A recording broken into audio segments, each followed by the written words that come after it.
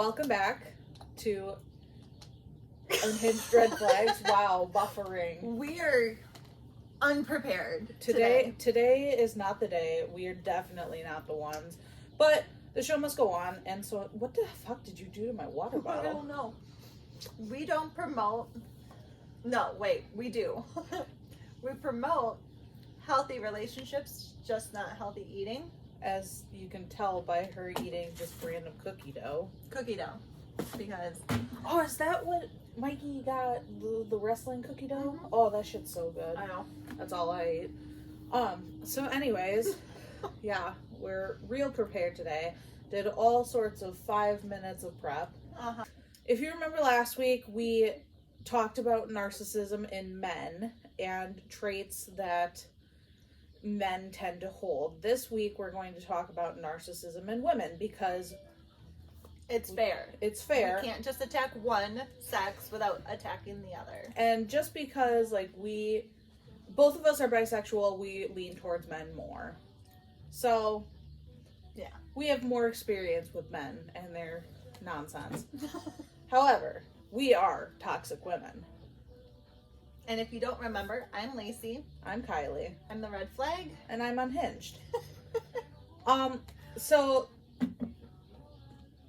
what brought this whole topic about, this like 3-part series, Paris Paloma, like we mentioned last week, Paris Paloma let out a new song. It's called Labor, and it really kind of triggered a lot of women, specifically, not just women, but mostly, to speak their truth about how in relationships, in society, they are the ones to have to do most of the labor, and men are kind of taking a back seat.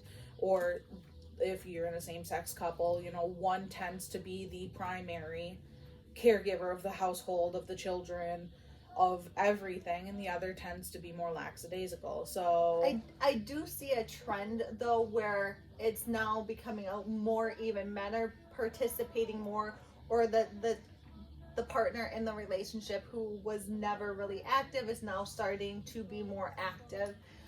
I do see that trend coming. And a lot of that has to do with people of our generation. We're millennials. She's a heckin' elder millennial. I'm a baby millennial. So people of our generation are teaching their children to speak up for themselves and to not allow this to happen when the parents themselves allowed it to happen. We're trying to teach our kids to be better than us. And I think every parent out there wants better for their children. They want them to be better than who they are. I know for me personally, I just had this conversation with my son actually today, that I want him to be better than I was. I want him to have more and to do more than what I ever did in my life. Absolutely. And, a lot of that starts with them being young. I mean, Mikey's 15. Don't remind me. Lily's gonna be 10 this year. Mm-hmm. My daughter is gonna be 5 in less than a month. So, it all starts really young and teaching them. I didn't realize our kids were 5 years apart. I know, isn't that fun? It just goes to teaching them what to accept and what not to accept. And not only that, this is a big part of what we're going to be discussing today, is to look inward a lot. And don't be afraid to do that. It's the human condition, and we're made to change. And if you don't look inward to what you're doing, to the shit that you are putting out there into the universe and going, that could be better. Yeah. Then you're not changing, you're not growing as a person. So that's going to be a lot of what we're talking about today is narcissism and women. Wisdom. Wizards. She's a wizard, Harry. Oh my god. That's the ADHD. What in the world, child? That's the ADHD coming out. So that's going to be a lot of what we're talking about today is narcissism in women, and no thank you. And how to point that out. And not only that, like, if you find yourself identifying with any of these traits, feeling targeted, by any of these statements, And that's the thing, if you feel targeted, maybe look into Inward. yourself. And No. that, again, that is not an attack on any one person, but, and like, I talked to my boss about this not long ago, because we have a person on the floor who will not take constructive criticism. Mhm. And my mom always taught me that if you get anxiety about somebody telling you something that you have done, if you feel targeted, there's probably some truth behind it. Mhm. And then it is your responsibility to change that narrative. Our goal with this series is not to target anyone specifically. We want to bring education to the topics at hand, whatever topics we may be talking about that particular night.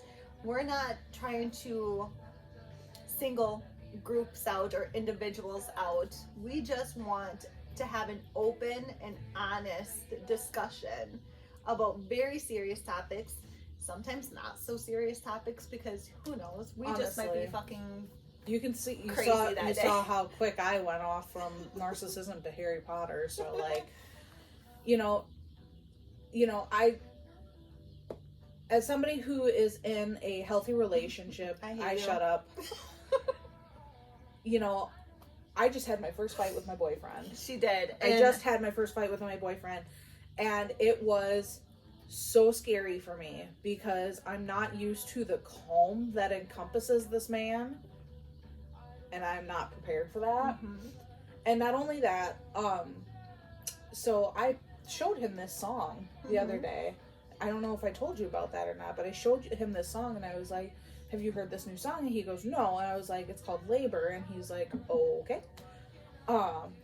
And it got to the main chorus. It got to the part where they're like, therapist, mother, maid, and all that jazz, and it goes through it, and I started kind of tearing up a little bit because it's a vulnerable state that it puts you in. And he really did not know how to process that, and I'm like, this is not about you. No. But I identify with this. And he held my hand and he said, I am so sorry that anybody's ever made you feel like that. It's not okay, and it's not what it's supposed to be in. I mean, just those very open and honest conversations. Mhm. I mean, at the beginning of my relationship, you were in a real situationship, a relationship, with somebody, and we were both kind of like comparing notes. Both of them share the same name. Right. So, like, we were kind of comparing notes on the two, and where mine is very, like, open and honest and willing to discuss things without getting upset. My situationship took it as an attack every time. Every time. And I know we touched on this last week when we talked about the narcissistic tendencies and the toxic traits in men, but mine, I couldn't mention anything that might have been upsetting to me or triggering to me without him instantly being offended by it and taking it as an attack, which would lead to a huge fight. So, as we all know, well, as most of us know, I guess common sense isn't all that common anymore. Not really, no. So, as a lot of us know, things present differently in most scenarios, whether it be ADHD, narcissism, bipolar disorder, fucking any mental health, Anxiety, depression. any mental health crisis or diagnosis will present differently from men to women in more than most scenarios. Yep. Where men, boys at that point, and children, boys are more rambunctious and crazy and just nuts a boingo, and we're like, that's ADHD. Girls will internalize. Yep. Girls are quiet. Girls bump into things. Jeepers Christmas. My child never stands upright for more than 10 seconds. I think women, we internalize, like you said, and then when we do present and mention something, we're not taken seriously because you've internalized it for so long. You didn't say Right. anything for so We long. mask a lot. That's why, like, now there's a huge wave of women coming out and being diagnosed with ADHD because, like, they're going, first off, therapy is not a bad word, and women are realizing that. I love therapy. I do too, and it's very helpful to kind of talk through it. I mean, she's kind of my therapist, but, like, it's easier to talk to somebody who is of neutral ground and is literally just there to kind of direct your path. I mean, I had to call my therapist up Wednesday and have an emergency session with him because I was feeling very manic, The big sad. very sad, very unalivey.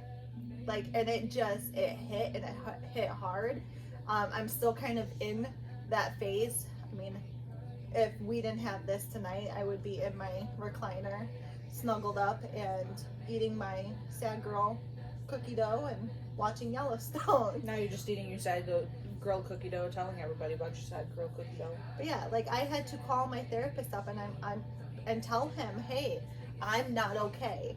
And it took me many years to get to that point to be like, you know what, I recognize this in myself, and it's okay to admit. It is. Where men don't really want to. But then on the other hand, you got women who are still in that old mindset where we can't talk about it. We can't tell people about it because they're going to look at us differently. The phrase, oh, she's just crazy, is a massive one. I I like being called crazy. Samesies. That word does not offend me whatsoever. My boyfriend more so calls me a goofball, but that's because that's how I mask, is more being goofy than anything else. So yeah, women just tend to show differently in most scenarios. So, like we said, as women, we tend to mask. But when it comes to narcissism, Mm-hmm. a lot of things look fairly similar, but just a little bit different. And it's being that self-aware of, if you're the one with these symptoms or presenting, being self-aware to identify that little bit of a switch. Like, oh, that one, the way I handled that was not healthy. Right. And we're going to get into these symptoms, these habits that people have. And even if you look back on a conversation that you had with your mother, brother, sister, daughter, significant other, anybody, Mm-hmm. and you go, yeah, that wasn't great. There's never a bad time to apologize. Nope. And there's never a bad time to change. It could be 20 years from when the incident happened, and you be like, do you remember that time in 1989 we were at the park and I said this and you were hurt and I blew it off already, huh? You apologize for it now? It's gonna mean the world. Right. It's gonna heal those scars and those hurts and those bruises that you don't realize you're leaving on people. You don't realize the trauma you're inflicting on people until much later in life, and only really, especially if you have some type of a narcissistic personality disorder. Oh, yeah, thank you. You're huge. Why do I get the tail? Because it's my boy. Oh, you got a pointy butt. If you have narcissistic personality disorder, pointing things out like this can be extremely uncomfortable. So, like, start yourself small. Really look into yourself. And a lot of times, at least my therapist just told me this, because I don't know how many times I've said, well, maybe it's me. Maybe I'm the narcissist. Maybe I'm crazy, like that. And he goes, rarely is it the person that will willingly, out of the blue, admit that they are narcissistic. So that's fun. That's a fun little tidbit. Anyways, so this is a list of a few different things, and we'll talk about each one just kind of in general. Being self-centered or self-absorbed, I feel like that is everyone's textbook Narcissistic. definition of narcissism. Wow, the dyslexia is strong today. I'll be the first to admit I have an issue with that. Like, personally. Oh my god. You're a beast. He's a baby. He's not a baby anymore. He's a baby. I tuck that tail in. And, like, I can see tendencies of me being self-absorbed. I've done it in the past, and, like, even now, I still do it on occasion. Mm-hmm.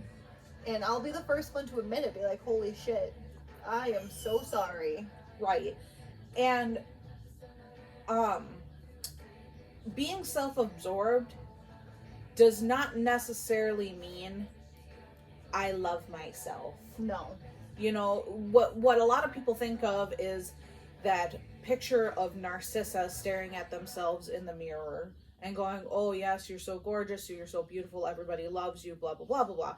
Self-absorption can also be absorption in one's depression, in one's sadness, and kind of projecting that to everybody else in the room. I've noticed with women who are self-absorbed, those women tend to be the ones who hate themselves the most. And they verbalize it Mm-hmm. loudly, and they are not afraid to tell people why it is that they hate themselves, because they are trying to get people to say, no, those aren't true things. Those aren't things that are actually happening. You're beautiful, you're smart, you're talented, blah, blah, blah, blah, blah. Again, this is generalization, and not everybody is like this. I know I hate myself. There are multitude of reasons I hate myself, but I am healing Right. that. And Healing, not healed. yes. But I don't hate myself for the validation of other people. Right. I don't need people to tell me I'm beautiful. I don't need or want people to tell me I'm smart. I have my life together. You have everything going for you. I don't need or want that. I hate myself for my own personal reasons, which I'm healing from. Right. And I can quietly do that. Look at yourself in a conversation. I mean, I've had it where friends, I mean, how many times have I said with my one friend, I can't get a word in edgewise. And it's literally, I can't get a word in edgewise to refute what they're saying or to say something of my own. And I think the ones that do present with the self-loathing and that are loud about it, not all, but most, You need your nails clipped, bro. want that validation. And that's where the manipulation, toxic trait comes in. Yes. So that's where you kind of get the two that go hand in hand. Right. And, you know, like we said before, it's never too late to apologize, to recognize that that's what you do. And I mean, as somebody who has been told to be quiet most of their life and to not be so loud, whenever I'm in a conversation with somebody, more often than not, I'm telling myself in my brain, no, don't talk yet. No, don't talk yet. Is what you're going to say something that they want to talk about? Mm-hmm. And sometimes that comes in handy, because there are times where I feel the tendency to want to mope and be the center of attention and be like, no, I hate myself. I don't want to be here. Like, blah, blah, blah, blah, blah, blah, blah. And sometimes taking that step back and going, is this conversation going to be productive in any way, shape, or form other than to validate myself? Should we introduce Fro real quick? No, because if you get him up, he's never going to lay back down. This is Fro. Frodo Baggins. Number 2 is never admitting fault or twisting how they admit fault. Yeah. And this is a big one. And again, both men and women do it, but they do it differently. Hey, don't do that. Thank you. Go around. Good boy. So men, when they do it, they kind of like, they aggressively push it onto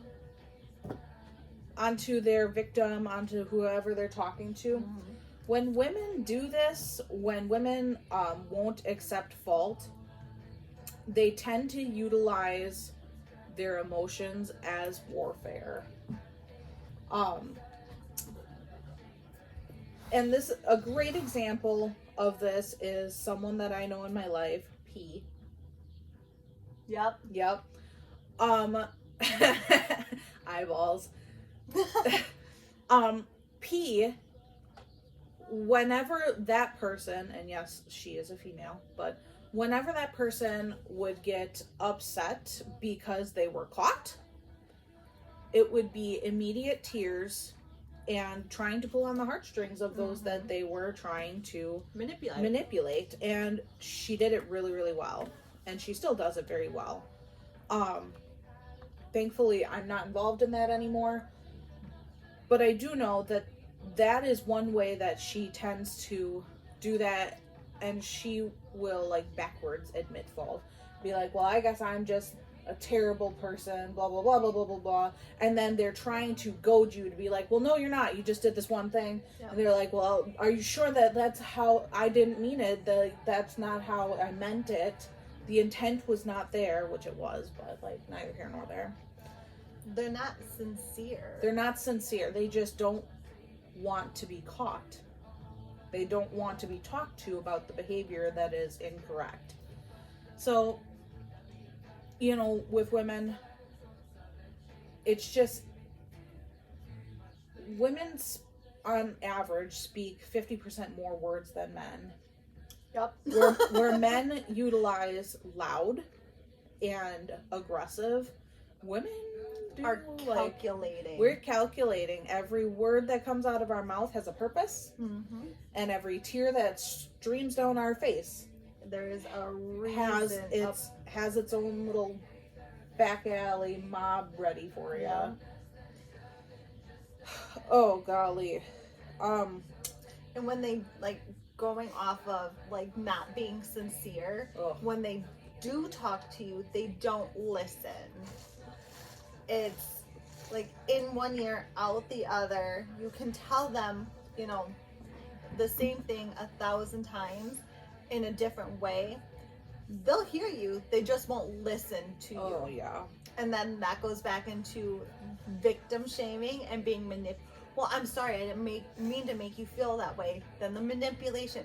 Like, all of these traits and narcissistic traits and the toxic traits, they all kind of just combobulate very well. You have to have a few of them to really truly make a narcissistic person or a toxic person. Right. You can't just have, everybody has these toxic traits and personalities. Like, I for sure know I have a whole lot, but you have to have multiple to make, you know, this toxic person. She, like, your boyfriend has maybe one toxic trait or one narcissistic it's not even like a toxic trait. It's a trait that he just doesn't talk on his phone very much. Yep. Like, and like that's texting, Snapchatting. Our main form of communication is Snapchat. Don't ask me why, but it is. I love it. I love it too. But he'll go for hours. And like, I mean, like, I haven't heard from him since 7 o'clock this morning. But with her attachment personality, right, her anxious attachment style, he knows this. Like, she has to have that communication and that back and forth verbal communication. And I'm working on this as a person, like, as somebody who I recognize this about myself, that if I don't hear from somebody within like 2, 3, 4 hours, I'm like kind of freaking out about it. Either A, I think they're mad at me, and that's a big one. Yeah. Either A, I think they're mad at me, B, like, I literally envision them dead in a ditch somewhere, so that's fun too. Or like, I don't know why, but ghosting is a big fear of mine. Yep. People ghosting me and being like, nope, we're not friends anymore. I'm just not going to tell them about it. So like, all of these things I recognize are not the norm of a person. Yes, that has happened and that can happen, but it's not the norm. And my boyfriend is so fucking untraumatized by past relationships that he just doesn't do things maliciously. And he doesn't realize he's doing what he's doing that could negatively affect somebody. Right. So, and like, that's where my fear of confrontation in a relationship. I mean, again, we just had our first like little tiff. I can't even call it a fight. It was a little tiff. I was so nervous walking into his house yesterday because I was like, either A, he's gonna break up with me, or B, he's gonna yell at me, or C, he's just gonna look at me disappointedly, which, like, that's almost as bad as yelling sometimes. I'd rather have you yell than say you're disappointed. Right, exactly. So, like, I walked in there so nervous, and literally all it was a 5-minute conversation of, hey, maybe next time we just... Don't deliver that to me at 6:30 in the morning. Right, don't deliver that information right as soon as I wake up. That, like, ruined my whole day, and I was like, noted, got it, love you, don't hate me? And he's like, I never hated you. And I was like, great, love that for me. But like, I recognize that about myself, that my attachment is a little much. Toxic. A little much. It's a little toxic. Am I a toxic person? I could allow myself to become one. Yep. Very quickly. Very, very quickly. I could blow his phone up so much. But it's recognizing before you get to that point. Right. And allowing yourself to go, is what I want to do logical? Mm-hmm. Is this something another person should do? If I don't do this, is the world gonna end? How many times have you called me up going, I'm feeling spicy? Yeah, this morning. Or, I think I'm gonna pick a fight today. Yeah. And the only reason I want to pick a fight is because I'm feeling manic and I want to pick a fight. But there's another thing, is my boyfriend has a really good way of diffusing me. He just goes, do you need some queso? And I'm like, absolutely I do. Absolutely. It's the fat bitch in me, but neither here nor there. So another toxic trait is that they're self-defeating. Well, that kind of goes with the first one that we discussed, the self-centered, self-absorbed. Dramatic, over-emotional, shallow, borderline moody, angry, highly intense, stormy relationships, passive aggressiveness, covert expressions of anger includes inefficiency, blaming management or other authority figures. And like the list could go on and on and on. Forever and ever, amen, man. With the stormy relationships part of it, mm-hmm. and it kind of touched on that, the whole work thing too. It is rare that I've ever heard of a narcissistic person holding on to a job for like a super duper long time. And all that boils down to is them going to work, saying they love their job, it's an amazing job, it's the best job I've ever had. And very, very, very slowly it becomes, this is the worst place to work ever, and I hate it here, and so targets me, and like it's everybody's out to get me and things like that. Again, there are toxic work environments. I mean, I had an incident Tuesday. Tuesday is my early release from prison. AKA work. AKA work. But prior to me clocking out, I had reached out to an employee in a different department in regards to one of my patients and the workflow and procedures that we follow in my department, but I didn't realize that their workflow and procedure was different. I thought they had followed the same workflow we did. And I was like, even before I hit send, I was like, rereading it multiple times, and I had a meeting with my manager today because this employee had taken it to her manager stating she felt very attacked. No bother. Yeah. And like I had, before hitting send, reread it like 3 different times going, does this sound like an asshole? Oh my God, does this sound condescending? Like I had to second guess, like, am I being okay with this? And it was just, hey, this patient so-and-so, I see that you attempted this, that, and the next thing. Like, per our workflow, you have to wait 2 weeks, otherwise our patients feel like they're being harassed, and it also gives them time to get a hold of us. Mm-hmm. And she was like, well, we do it every 2 days, blah, blah, blah, blah, blah. And I'm like, oh, well, technically we're supposed to wait, 2 days. I understand that you're new.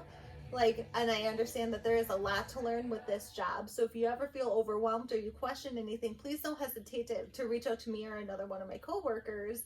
And we'd be more than happy to help talk to you or walk you through this. That was it. That was the whole message I sent. My. And she went on to go oh, blah, blah, blah, we do it every 2 days, this, that, and the next thing. I said, oh, okay, well, really it should be this. And that was our thread. Right. Today I get a message from my manager saying, hey, you got a moment? I'm like, no. What did I do? And my manager is super chill. I absolutely adore her. But she was like, yeah, so I heard from management in this department. And I'm like, here, and I showed her my screen. I showed her our messages. And I'm like, I even asked, I'm like, does that sound condescending? Because I had to question it. I'm like, I was just trying to be helpful. Mm-hmm. And apparently this employee had taken it as an attack. No bother. And I'm like, go on, you.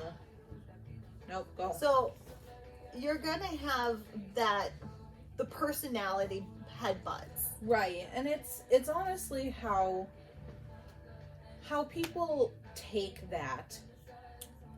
There's plenty of people out in the world that I just do not vibe with. Mm-hmm. I mean, there are always gonna be people that you do not vibe with. Our parents always told us you do not have to get along with everybody. But you do have to be respectful. Right. You don't even have to respect everybody, but you need to be respectful to people, no matter what. Well, in certain instances, if they're being a dick to you, I'm gonna return that energy.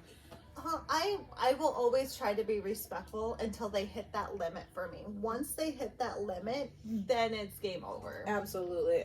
Then I no longer play nicely. Which brings me to the next one on the list.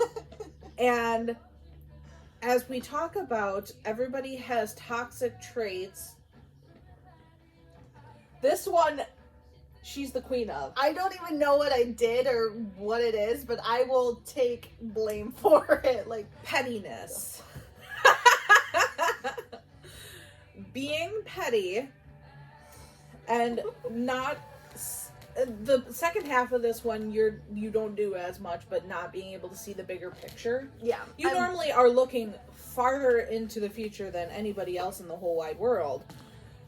But the pettiness, look at your neighbor wars. I'm more of a wrecking ball. You really are. I will blow shit up first and then deal with the aftermath after. And I know that is very toxic. I've gotten better, but on the other hand, there's just my give a fuck is broke. Yep. And it's held on very loosely by band-aids and duct tape and maybe some spit at this point if we're lucky. Right. So being petty, and if you don't know what petty is, it basically just means the most passive aggressive that you could ever be in the whole fucking world. Case in point, this bitch hates her neighbor with a passion. When it was winter, again, we live in Wisconsin, so we get snow dumps constantly. And when it was winter outside, we had 18 inches. She was outside at 6:45. Ordinance says 6:30 is when noise can begin in this town. She was outside at 6:45, snow blowing her driveway because they share an easement. So their driveways are literally connected. Snow blowing her part of the driveway to within an inch. No, right on the line. Right on the line sometimes. And then her boyfriend would come out and dust off the cars and the snow would get onto my side. I'd be right out there, right behind him, shoveling that snow back into her driveway. So, Queen of Petty over here. And she recognizes... He's still out there. Right, and she recognizes that is a bit of a toxic trait. So sometimes I'll get a phone call at 9:30 at night or at 6 o'clock in the morning and be like, look, I need you to tell me whether I'm going too far with this. Am I going to jail? Right. So, at least she's got a balance. She recognizes that there are some things that she can't just, leap headfirst off the cliff and hope for the best. As much as I want to. As much as you want to, I will give you that. And I mean, I feel like women in general kind of hold being petty as a win. That passive aggressiveness, yeah. And again, women calculate. Women do things for a reason for the most part.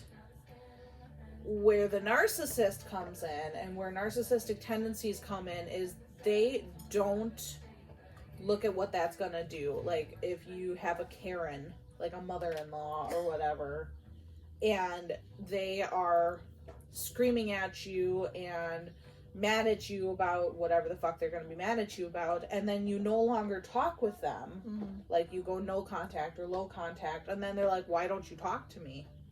Case in point, my mother. Right. Why don't you talk to me? Well, do you remember how you treated me like 2 months ago? That's why, because I don't want that in my life. And they cannot grapple with that reasoning. That goes back to the not accepting fault bullshit. That would be my mother. And then if you don't take them back, then their pettiness really comes out. A lot of times they will send gifts for the children. My mother. Right. They'll send gifts for the children, try to call you constantly and love bomb you, and they would do everything in their power to make them look better. Right. And then they not only will do that, and leading into the next topic, not only will they do these things, they will make sure it is very public that they are doing these very things. Much so. They're obsessed with social status. They're obsessed with people thinking they are good people. My two brothers, 2 out of all of them. Right? With going back to this P person, I have had people who have worked with this person or have met them, and they're like, oh my god, they were the nicest person ever. And I'm like, I worked with her. And I'm like, okay. And like, you got a very different version of what I got. There's many different people in one person. This person will show you one thing, show somebody else a completely different side. Exactly. And the one thing that I will always go back to with this one person, like, they are so far gone to the point of like they don't care what they do, how they hurt people. The one point that I will always draw out to somebody when they go, oh, I thought that she was a very lovely person, she was so nice, she was so caring, she was so understanding. Cool. She's told at least 5 of her 6 children to go and unalive themselves, and that she wanted them to do that. That's it. If, as a parent, I could never. But in more than one occasion, I stopped one of her sons from fulfilling that wish of theirs. It's crazy to me. And like, we try not to use that word here, but, and then, or going off of my mother. Oh golly. She had this ability to be the best person to men. Men would fall head over heels for her. And then she would love bomb them, get what she needed from them, and then she would cut them off. And they, at that point, were so crazy that on multiple occasions, I remember one, if not more, of her boyfriends at the time attempting to unalive themselves because my mother was like, I'm done with you. I got what I needed. And that's just, it's insane. And with all of the things that we're telling you guys, like, one of the biggest things that we will always preach to you is, if you have somebody in your life that does stuff like this, there is no point in trying to rationalize it to yourself, because you will never be able to. There's never going to be a point where you go, I can see why they did that. No. And it be a logical, rational excuse for doing something that they've done. The best you can ever hope for is that they eventually hit rock bottom, see what's happened and that they reach out to you and they apologize to you, or they apologize to anybody. There's never a wrong time to do that. There might be a point of no return where you're like, I appreciate your apology, but I still can't let you back into your life. That could very potentially happen. But even the apologies that you get from them are going to be empty. And they're going to be loaded. Yep. Empty and loaded. Wow. Why? Don't start. Shush it. No. Luca, be quiet! I think my mother is a prime example of a narcissistic, toxic person. So is my biological father. Like, she, at a very young age, told me on a school night, we were at a bar. Go lay down. That, because I wanted to go home. I was exhausted. I remember being in elementary and her telling me, we were sitting outside on the steps of this bar going, I have to drink. I have ovarian cancer. I'm going to die. In elementary. Nice. And that was her excuse to continue that bad behavior. And that was the excuse she used for years. I have this disease. I have that disease. I'm going to die. I think the last time I ran into her, I was out last summer. I'm on the Horseshoe League. And she had come in. We were done throwing. A buddy of mine, and we were throwing darts. And I seen her come in, and I'm like, well, I'm not going to let her ruin my night or run me off. Like, what's the point? She no longer affects me that way. Right. And as I went to go walk past her, she was like, Lacey, and I was like, Rhonda? She was like, I am your mother. I said, you lost that right. Right. And she was like, well, I've apologized throughout the years. I said, apology without change is manipulation. And like, that is the key thing with toxic narcissistic people. They will apologize and apologize and apologize, but without that change, it is straight manipulation. And that is something that we are teaching our children as well. Don't settle. Not only don't settle, but teaching them to not emptily apologize when somebody says, go apologize to that person. You know, you really have to make it go deeper for them. I mean, my daughter, the other day, she, like, schmucked somebody because, and again, she's, like, 40 pounds soaking wet, so, like, it's not like it actually hurt them, but, like, you know, eventually she will be a little bit bigger, and it could potentially hurt. You know, I took her aside, and I said, why'd you do that? And she goes, I don't know. I said, well, I don't know is not good enough in this situation. Like, you need to discuss this with me. And she goes, well, they made me mad. And I'm like, cool, you make me mad sometimes. Do I hit you? She goes, well, no. I'm like, great. Do you feel like that is a viable option for somebody making you mad? And she goes, no. Is violence ever an option? As a last resort. So I don't even teach that. Violence is an option, but not for a 4-year-old. So, you know, asking them why they've done something and not having them apologize until they recognize what they did was wrong and how we're going to fix it in the future. See, on that end, like, my ass, I'm teaching my kids. I'm like, you let that kid run their mouth, disrespect you to the high heavens, you egg them on. And when they swing first, baby, you finish that fucking fight. Absolutely. But I have a 4-year-old, so I can't tell her that because all she's going to hear is swing. So I have to first teach her to know why we're mad. And understand. Right. So, like, yours are a little bit older. Yours, you can teach that. They always see themselves as victims. Always. Everything that can go wrong will go wrong for them. I say that about myself. Like, my name should be It Murphy. should be Murphy. Because anything that can go wrong will go wrong. But for a narcissist, I mean, case in point, your situationship, it is fucking April, and that shit is still going on. And this kind of swings with the other one that I have is they're addicted to social media. And not only are they addicted to social media, they post a lot about whatever it is they're feeling their big feelings about. So what we're talking about, though, is somebody blaming people. I mean, case in point, this person posted about Snapchat being a relationship killer. We talked about that last week. Well, case in point.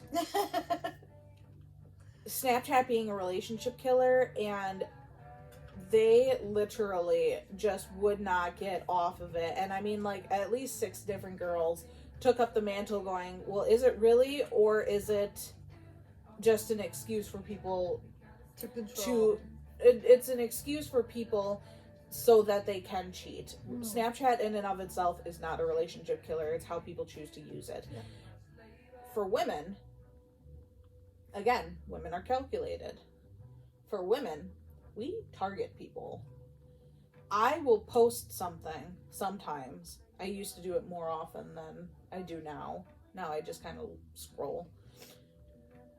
But back in my real toxic days, I would post something and it would be targeted as fuck. You won't call that, and I'm the same way. I won't call out names on it. Mm-mm. But if the shoe fucking fits Cinderella, wear it. Right, absolutely. If you're feeling attacked by something I posted, again, this goes back to the beginning of this episode. If you're feeling targeted, there is some truth behind it. And more often than not, they will just try to clap back with, I didn't do that. And then you're like, well, I never said you did. Mm-hmm. So, women can, again, we're a little petty. Not petty. A lot petty. Or more often than not, we're just going to be passive aggressive about it. And women just, like, allow themselves to get to a point, to a head, and then they will go batshit because we've suppressed so much for so long. And that's where narcissism, where one woman might not have started out that way, they allowed themselves to get there because they were pushovers for far too long, and then they snapped. Yep. They're suddenly your new best friend. Oh, yes. And this kind of goes along with men as well, but we're focusing on women. I know, but like it's kind of a double-edged sword. Yeah. Like both men and women do this one fairly equally. Women will find their new supply, if you will, and clasp onto that, and it does not have to be a relationship. It can be the mousy person at work that they are taking under their wing, and then they're just gonna like abuse the shit out of them, not necessarily physically, but like they're gonna use them. Will you cover my shift? Will you buy me some lunch? Will Can you do take this patient will you go pick up my kid from school? Like it's a slippery slope. So like that narcissistic behavior, and not only that, is not reciprocating. Mm-hmm. You know, they will ask and ask and ask and ask, and then the first time that another person asks, they're going to be like, oh, no, I can't. And then the next person they ask, it's going to be like, no, I can't. Why are you asking me to do shit for you all the time? Third time that they ask, you're an idiot, Luca. Third time they're going to ask, then they're going to start to get mad. And that's where the manipulation and the toxic, angry behavior is going to come out. And that person sometimes will allow that for years and be a doormat for that person because they don't know how to separate themselves and see what that person is doing is not good. They live in an empathy-free zone. They really do. They have no empathy for anybody but themselves, and then that rolls into them being the victims. And not only that, they are phenomenal at pretending empathy. Mm-hmm. There are so many nurses out there. You sit back and watch. They'll weed themselves out. They will. There are so many nurses out there that are true narcissists because they just want the glory of being a nurse. Mm-hmm. Not that it's a very gloriful job, but like, you know, for some people, it's literally their calling, and I will 100% stand by that fact that there are some people out there that were just meant to do it. And these narcissistic nurses, they are jealous, and they want that recognition. They want that glory. They will fight tooth and nail to get their job, and they will act as though they're super empathetic. Better than everyone else. But when it comes down to it, they're either not as skilled as another nurse, they're not as quick as another nurse, and sometimes like that's do or die, literally. Some women, you know, it's not a secret that women are objectified. It's not a secret. But some women with narcissistic tendencies will use that, and they will use sex to coerce and to try to initiate fights. Like, I mean, I don't know how many times that I've seen women out and about, out at bars, that are like trying to toss themselves at another person's boyfriend. Well, that person is sitting right there. Why? Because it's fun. Because I can take your man if I want to. Should I put that song on? Oh god, that would be funny. But like, it's the truth. It's women feel validated because they've been taught to feel validated when somebody compliments their looks and their beauty. And narcissistic women will take that a step farther and attempt to... Jesus, calm down. Narcissistic women will attempt to use that for their own... Lucky for you, I don't want to. You're dipshit. They'll use that for their own selfish gain, and, you know, they'll target people that they feel as though could give them something, whether it be money or just a really good time in bed. Like, you never know. So, that is another big one. I don't know how much I agree with this one, but I'm going to put it out there so that we can talk about it. And one trait for narcissistic personality disorder in women is seeming insecure, shy, or reserved. I think they might play that to an extent to catch their supply, and then after a while, and again, I'm a woman, I can't really relate this to, you know, being in a relationship with a woman, but my husband was like, my ex-husband was like that. It was very shy, calm, collected, but then after a while, like, The little things came it out. was gone. What it initially attracted me was gone. That's an interesting... I mean, looking back at my past, like, I can kind of see that, but also it's kind of strange to look at it like that perspective.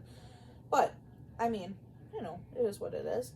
I mean, with toxic traits and narcissistic tendencies, they don't manifest themselves. I know we've said this previously, so abruptly or so obviously. Right. Or obvious. It will be building Yeah. over time, and it will be, you know, basically dropping the mask. The thing with narcissism is they recognize that what they want to do is not socially acceptable. They have to slowly remove that mask over time. And by the time it's fully gone, or by the time you're catching on, You're too you're already conditioned. hooked. You're too conditioned to accept that as the new norm. Yep. And the thing with narcissism is that every time they get into a new relationship or whatever, what have you, the amount of time that they hold that mask to themselves will lessen, because it's a lot of work. It's a lot of work to mask your true self and to not allow yourself to do the things that your body wants you to do. So for people who are narcissistic, for them to put that mask on is quite draining for them. And the difference between masking and changing requires an internal battle. Changing requires you to accept the things that you are doing as wrong and to work very, very blatantly and obviously to change them. If I have a tendency to be angry, I need to stop myself before I get angry, or recognize that the situation I'm in will make me angry, and start to do my calming things before I am mad. Yep. That's the difference, is recognizing what is wrong and working step by step to fix it. Progress is not linear, nor will it ever be complete. Yep. But if you work hard at it, you can eventually change yourself. Cynicism. Oh yeah. Somebody who's cynical. Yes. Like, I had to spell that word in my head to see it. So say you're at a restaurant. Somebody who's cynical may think that the waitress is only being nice to you for a good tip. Oh yeah. Yep. And It's very yep, toxic. That's so toxic.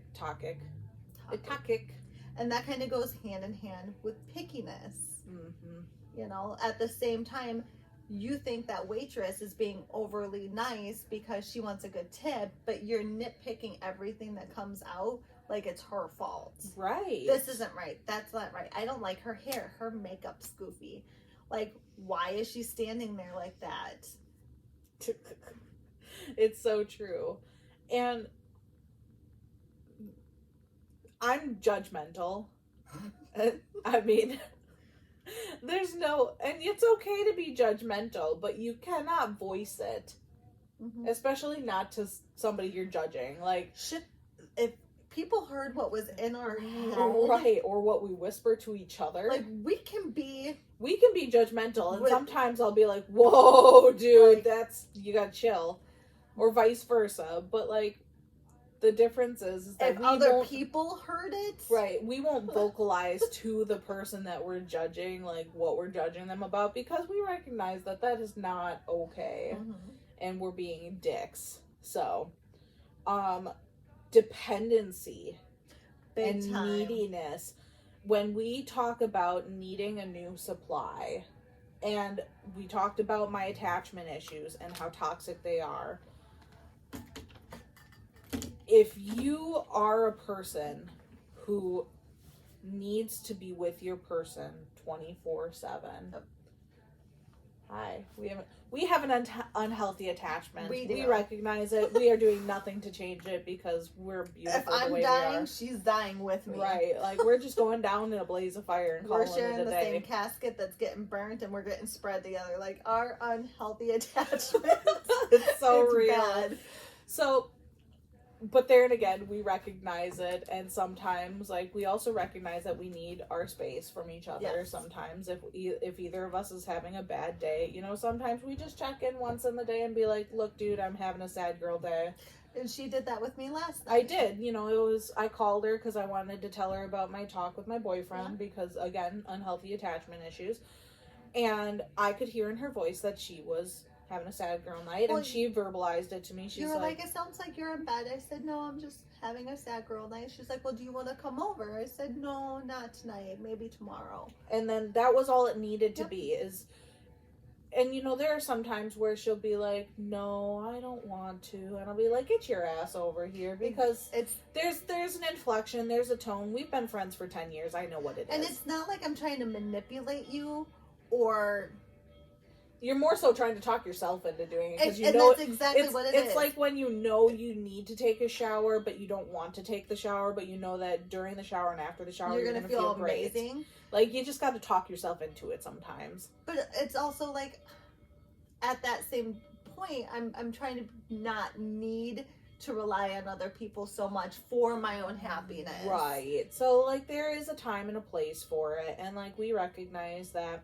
And if I thought in any way, shape, or form she was going to be unsafe being home alone, I would have been here in a heartbeat. I would have been here immediately. And I, like, on the rare occasions where I don't trust myself, you've always told me immediately. Like, I'm not trusting myself tonight. It is bad. We are not good. Right. And, like, Tuesday night was a rough night for me, but I wasn't to the point where I had thought it was getting to the point where I couldn't trust myself. It was to the point, like, I need an emergency therapy session with my therapist immediately, as soon as I can. And it's recognizing those things in yourself that is so very important. And I mean, we'll preach it till the cows come home. Mm-hmm. Therapy is not a dirty word. Trauma is not a dirty word. Needing help is not a bad thing. No. Medication is not. I'm on Wellbutrin, man. I mean, like, they just upped my dosage. The conversation with my sister. Oh, God. She's like, she was feeling big feels, and we're like, well, have you tried medication? She was like, well, this one, and she kind of sounded it out, and Kylie was like, it's this, and she was like, yes. Yes, I that said, one. well, what about this medication? She was like, no, I can't have that. They thought maybe this one.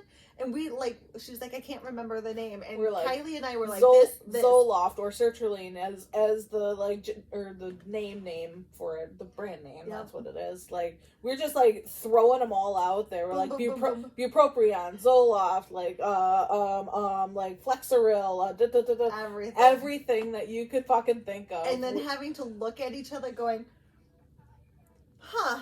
We are not okay. We've tried them all. Your sister was looking at us too. She was like, "Are you okay?" We're like, "No, but it's we okay. didn't We've got realize each you were other." that bad. Oh, bitch, you don't. But like, those are not bad words, No. and it's not a bad thing to need somebody. Where it becomes toxic, like we just kind of spoke about, is when you become utterly dependent on that person for your own happiness or to even like feel something sometimes. And in the same hand, you're slowly pulling them away from other people in their life that your dependency overshadows their need for other relationships, other physical contact with other people, you know, kind of isolating them to also like you need them. You want them to need you just as much. You're gonna make it so that they have no choice but to be with you all the time. Like just because you need it, you're gonna force that on them. Absolutely. I mean, how many times, you know, several years ago when I was in that relationship, how many times did I say I can't go because so and so is gonna feel bad because they can't go? And like that's just not how it should be. When you're in a relationship, and again, it can be with a significant other, with a best friend, with whomever you spend time with, if they are trying to monopolize your time, Mm-hmm. because and if they give you the excuses, well, I just don't make friends easily, like you're my only friend, well, I'm sorry that is something that you go through, but I do have other friends, Mm-hmm. and they are as important to me as you are, and you are very important to me. So they need my attention, and I want to give them my attention right now. And your narcissist will flip a tit. Will go absolutely haywire. You don't care about them. I'm just gonna kill myself. You know. I have an unhealthy attachment to another person in my life. I know I'm cheating on you. Horrible. You cunt. Like if I cannot video chat this person, even if it's for 5 seconds, I just need to see this person's face. Hi, hey, how are you? Love you, bye. Pretty much. And that's all I need. You know, we could talk all day long. We can go hours without talking and I'm okay, but it's that unhealthy, I need to see your face even for just 5 seconds. Mm-hmm. And if I don't, like that literally affects my mood. And I told this person that, and is that really unhealthy? I said, yeah, it is. Yeah, it is. Like, I love being around you. I love seeing your face and hearing your voice. But I don't, what makes it unhealthy is that if I don't, it affects my mood later. Right. It affects how I function as a person, as a mother. Mm-hmm. I mean, you know, as a parent, we both go through the big sads, and it affects how we interact with our children. And, you know, being open and honest with them. Like the other day, my daughter, she recognized that I was having some big feels about shit. And she was like, Mom, why are you sad? Mm-hmm. And I was like, I don't know. She goes, do you need a hug? I'm like, I sure do. But then the hard thing for me personally is that physical touch triggers me. And even from my child, it triggers me. I don't like sleeping in the same bed as people. And I love it. Right. Like when my daughter spends the night here and she can snuggle up with her, it's her and I are in heaven. It's literally their favorite thing ever. Whereas me, she's got this pillow. I have a very, very tall, like long pillow. It's like 6 foot long. It's body pillow. And I have to have that between me and my child. And that's not to say, like, I won't reach my arm out and we'll hold hands overnight. But I cannot have her touching me. I can't have her snuggled up to me. I cannot sleep like that. It gives me anxiety. I will literally wake up in a panic attack, and that's not safe for either of us either. No. So, like, recognizing those things about ourselves. That I can't sleep without the feeling of somebody else next to me. Yeah. So, like, that's where we're both very different people. The next 5 days, I'm without my kids, if not longer. It's spring break here. They're off doing their own thing with their dads, having the time of their life. And I love that for them. But it's my own personal hell right now. And this is why I'm in a big sad, because I don't get to see my kids. 2, I'm not going to sleep.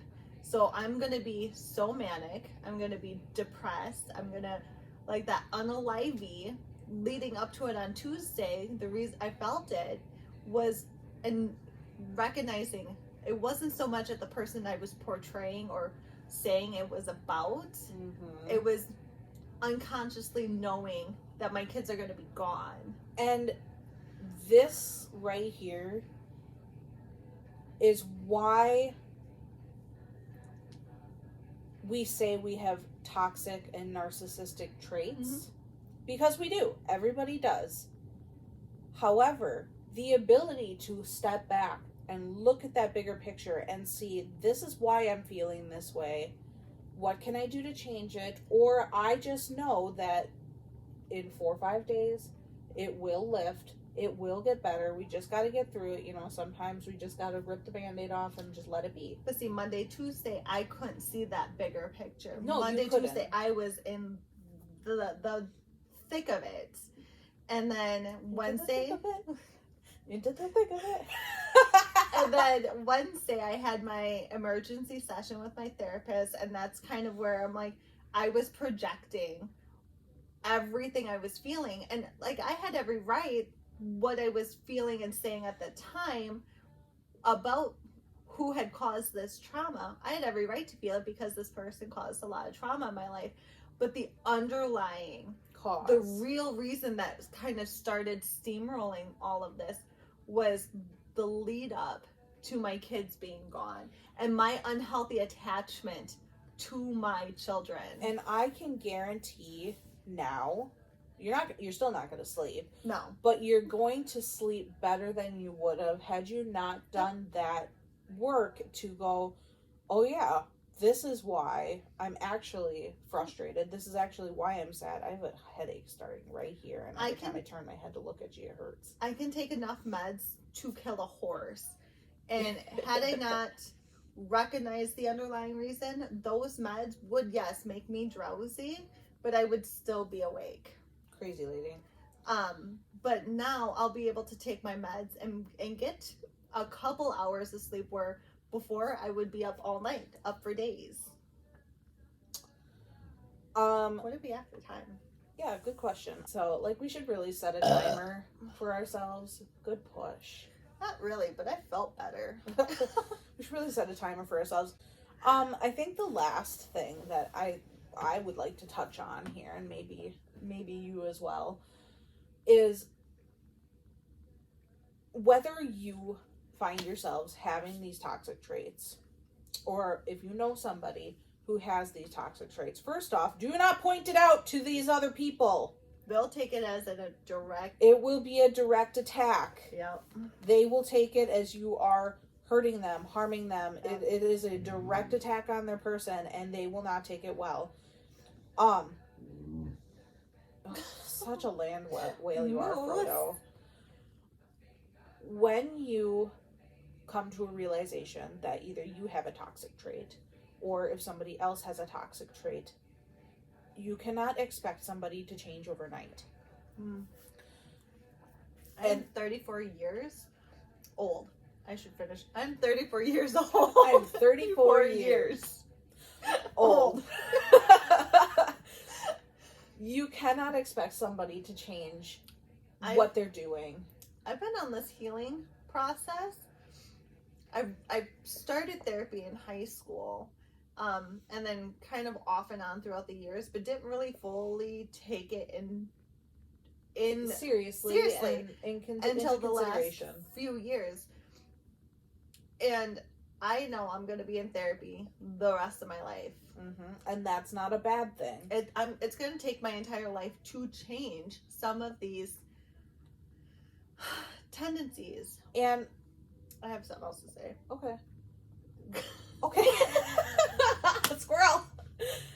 When you think that you are feeling this way, like you're like, oh, I identify with that, maybe I should change. Mm-hmm. Find your circle, find your tribe, find your people, and ask them their genuine opinion. But the big thing about that is if you do have narcissistic tendencies and you ask somebody, is this something that I do? And they give you constructive feedback and criticism back that says, yes, you do that. You don't have a right to be mad at them. You don't. And not only do you have a right, not have a right to be mad at them. Wow, words are hard. Mm-hmm. Not only do you not have a right to be mad at them, you need to apologize.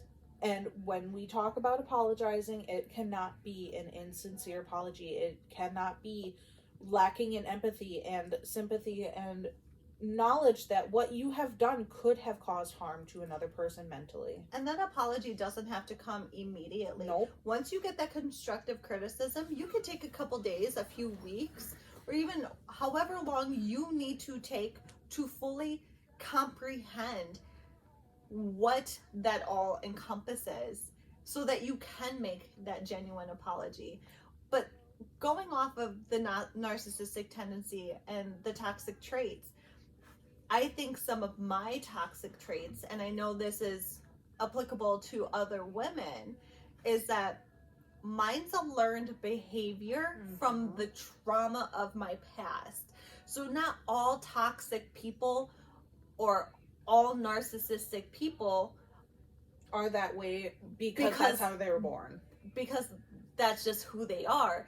It could be just they had to learn these to survive.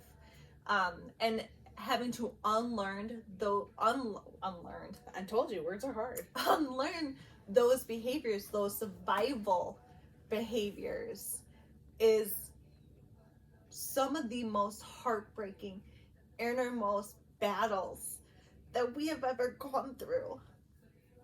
And that's okay. But holy crap, does it really open your eyes? Like, I don't want to be like this. I have never set out to hurt anyone in my life, but God knows I have. And understanding where that is coming from is because of past traumas. And I'm toxic because of my traumas. It makes me angry.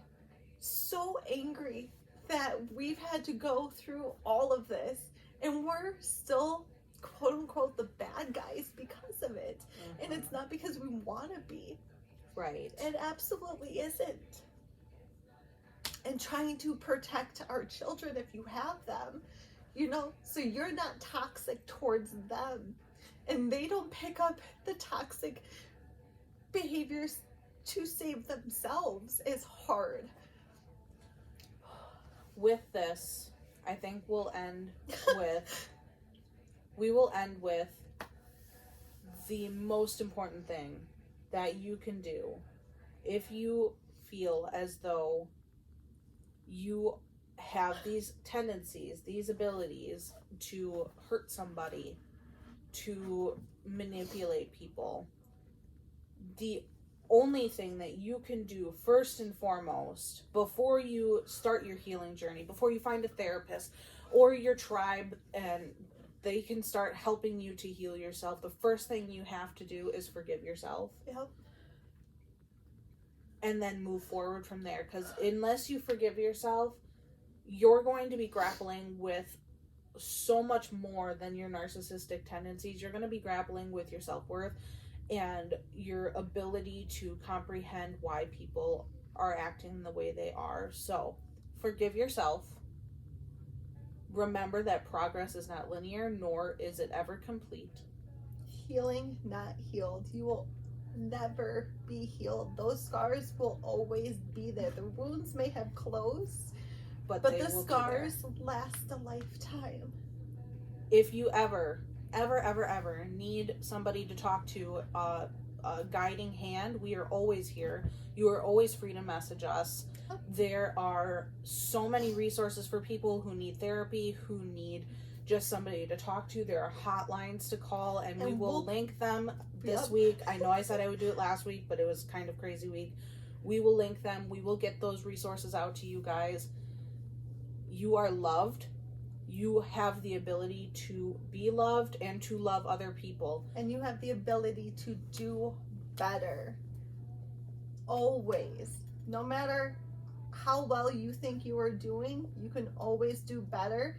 And there are going to be times where you're going to be like, I'm doing so great. And then you get knocked on your ass. Don't let those times where you get knocked on your ass define the rest of your healing journey. Absolutely. You get up, do it again. Get pissed off if you have to. But heal and do better. Be better for the next generation, because they absolutely deserve it. Absolutely. But that is the end of this week's episode. Next week, we are going to be kind of discussing further in detail toxic traits between men and women as well, and then how to recognize your own, and then kind of we're going to discuss our own healing journeys a little bit, and how to recognize that somebody else might need some help as well, whether it be a friend, a colleague, anybody, a lover, anybody that might need help. We're going to help you recognize those signs and the symptoms and how to approach them in a safe and constructive way. And just be nice. If I can say one thing, be nice. You never know the silent battles people fight every day. So that smile, that hug, that beautiful compliment could literally affect somebody's whole day and get them off that ledge. Absolutely. I mean, how many times have I told you? That is the whole reason that every time I end a phone call with somebody, love you, bye. Love you, bye. I don't care who it is. I did it to the internet lady today. Love you, bye. Love you, bye. I've done that with my therapist, and he'll look, I'm like, not like that. Thank you. Sorry. I do love you, but not in that way. Love you, bye. It is, hate is the most overused word in the dictionary. Mm-hmm. Let's make it love. Yep. So, with that, love you, bye. Love you, bye. And have a great week.